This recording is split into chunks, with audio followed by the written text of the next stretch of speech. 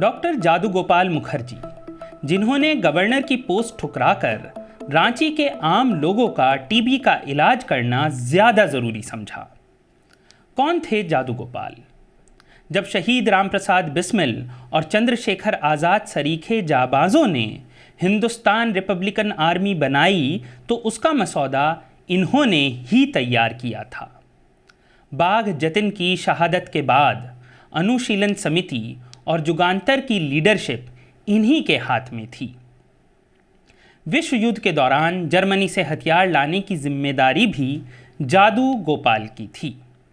अंग्रेज सरकार ने इनके सर पर 20,000 का इनाम रखा था, जो कि कभी किसी को नहीं मिला, क्योंकि भेष बदलने में जादू गोपाल का कोई जवाब नहीं था।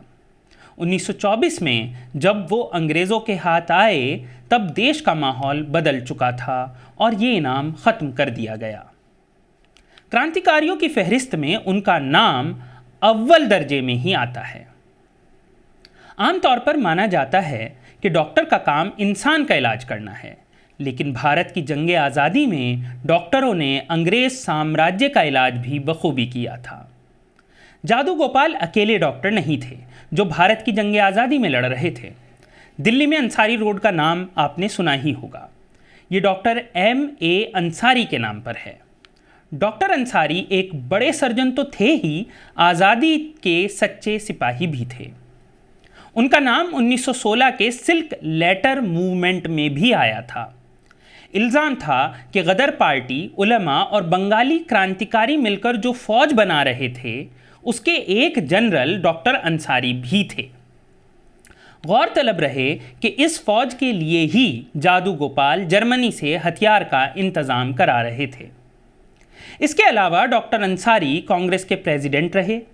अलीगढ़ का बॉयकॉट कर जब जामिया मिलिया इस्लामिया बना तो उसमें भी इनका खास रोल रहा और कई क्रांतिकारियों को उन्होंने मदद की।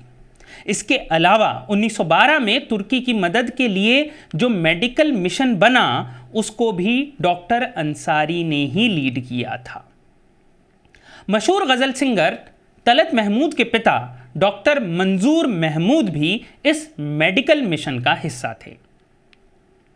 Doctor T.S. सुंदरराजन भी एक क्रांतिकारी थे जो श्यामजी कृष्ण वर्मा के इंडिया हाउस में सावरकर, आचार्य, चट्टो, अली खान, हैदर, ढींगरा जैसे जांबाजों के साथ रहे थे। इंडिया हाउस के बंद होने के बाद वो हिंदुस्तान वापस आ गए। रॉलेट एक्ट सत्याग्रह और खिलाफत तहरीक में उनका रोल तमिलनाडु में खास था। 1947 तक वो हर एक सत्याग्रह और आंदोलन का हिस्सा बने रहे और बाद में सरकार में मंत्री भी बने। हम में से बहुतों को फिल्म डॉक्टर कोटनीस की अमर कहानी याद होगी। ये डॉक्टर कोटनीस कौन थे? ये सवाल जायज़ है। 1938 में सुभाष चंद्र बोस जब कांग्रेस के प्रेसिडेंट थे तो उन्होंने कांग्रेस की तरफ से एक मेडिकल मिशन चीन भेजा था, क्योंकि चीन पर जापान ने हमला कर दिया था, जिसमें डॉक्टर कोटनीस समेत 5 डॉक्टर शामिल थे। वहाँ की फौज की मदद करते हुए कोटनीस शहीद हो गए थे। उनकी शहादत को आज भी चीन में याद किया जाता है। उनके साथ इस मिशन में doctor Atal, doctor Cholkar, doctor B.K. Basu और डॉक्टर देबेश मुखर्जी भी थे। फिल्म की कहानी भी एक आज़ादी के दीवाने ख्वाजा अहमद अब्बास ने ही लिखी थी। फादर ऑफ इंडियन डेंटिस्ट्री कहलाने वाले डॉक्टर रफ़ी उद्दीन अहमद अमेरिका से अपनी प्रैक्टिस छोड़ 1920 में हिंदुस्तान आ गए थे, क्योंकि उनको लगता था कि मुल्क को डेंटिस्ट्स की ज़रूरत है। यहाँ आकर उन्होंने खुद अपने पैसे से एक कॉलेज खोला जो भारत का पहला डेंटल कॉलेज था। अंग्रेज़ों के ख़िलाफ़ हर आंदोलन का हिस्सा रहे और जब मुल्क आज़ाद हुआ तो ये कॉलेज उन्होंने मुल्क के नाम कर दिया। उन्होंने पार्टीशन के ख़िलाफ़ भी खूब आवाज़ बुलंद की और आज़ादी के बाद मंत्री भी रहे।